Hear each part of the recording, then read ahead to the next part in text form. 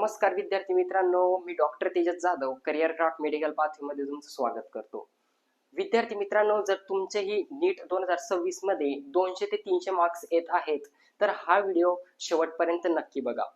विद्यार्थी मित्रांनो, कारण बरेचसे जे विद्यार्थी आहेत ते कमी मार्क्समुळे नाही तर चुकीच्या प्लॅनिंगमुळे आपली BAMS ची सीट जी आहे ती गमावतात।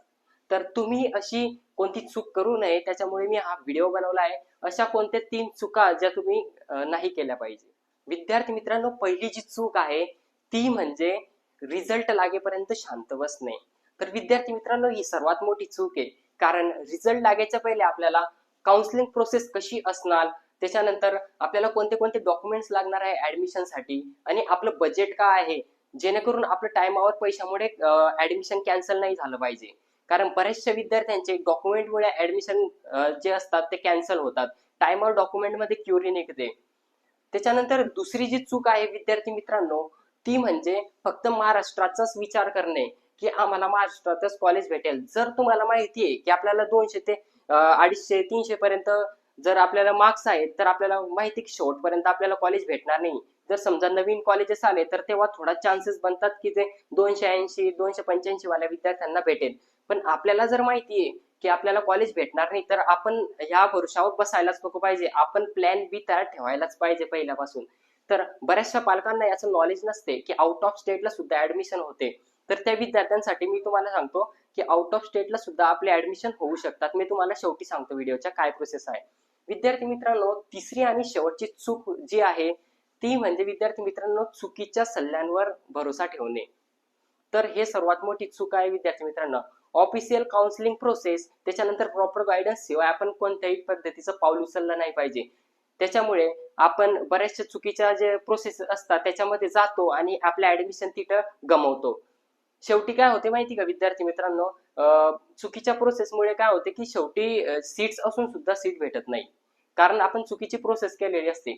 जर फॉर एक्झाम्पल आपण समजा धरलं तर तिसऱ्या राऊंड मध्ये आपल्याला BAMS करायचंय, तुम्हाला समजा 280 मार्क्स आहे आणि तुम्ही BHMS चं कॉलेज कोणाच्या सल्ल्यानुसार टाकलं आणि ते तुम्हाला लागलं विद्यार्थी मित्रांनो, तर तुम्हाला ते घ्यावंच लागेल। कारण चौथ्या राऊंड मध्ये ज्या विद्यार्थ्यांना पहिल्या 3 राऊंड मध्ये कॉलेज लागतं ते इलिजिबल नसतात आणि नंतर मग शेवटी BAMS चा कट ऑफ कमी झाला समजा, तर मग तुम्ही त्या राऊंड मधून बाद असतात, तुम्हाला ते कॉलेज भेटत नाही। राहिला विषय आउट ऑफ स्टेटचा, जर विद्यार्थी मित्रांनो तुम्हाला आउट ऑफ स्टेट साठी जर निर्णय घ्यायचा आहे, तुम्ही जर इच्छुक असाल तर मला माझ्या नंबरवर कॉन्टॅक्ट करा, मी तुम्हाला प्रॉपर सर्व गायडन्स देतो। थोडक्यात सांगतो की तुम्हाला आउट ऑफ स्टेट मध्ये आमच्याकडे आहे 2 लाख प्रतिवर्षाची फीज असलेले कॉलेजेस, त्याच्यानंतर आपले महाराष्ट्राचे विद्यार्थी तिथे आहेत, त्याच्यानंतर आपले कॉलेज खूप मोठे आहे, कॅम्पस मोठा आहे, आपल्याला शिकण्यासाठी डेड बॉडी भेटते तिथं, त्याच्यानंतर फॅकल्टी चांगली आहे, कॉलेजची बिल्डिंग मोठी आहे, त्याच्यानंतर कॉलेज खूप चांगला आहे। अशा कॉलेजमध्ये जर तुम्हाला ऍडमिशन घ्यायचं असेल आणि सीट जर प्री बुक करून ठेवायची असेल आणि तुम्ही इच्छुक आहात त्याच्यासाठी, तर माझ्या नंबरवर मला कॉन्टॅक्ट करा आणि तुम्हाला कोणत्याही प्रकारचा जर डाऊट असेल तर कमेंट मध्ये सांगा।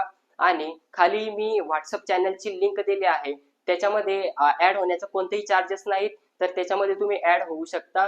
आणि आमची ऑफिशियल काउन्सिलिंग फीज जे की महाराष्ट्रासाठी 5000 रुपये आहे। जर तुम्हालाही प्रॉपर गायडन्स आणि एकदम व्यवस्थितपणे जर काउन्सिलिंग करायची असेल तर मला माझ्या व्हॉट्सअप नंबरवर मला मेसेज करा किंवा कॉल करा, मी तुम्हाला प्रॉपर गायडन्स करतो आणि व्यवस्थितपणे तुमचं ऍडमिशन पूर्ण करून देतो।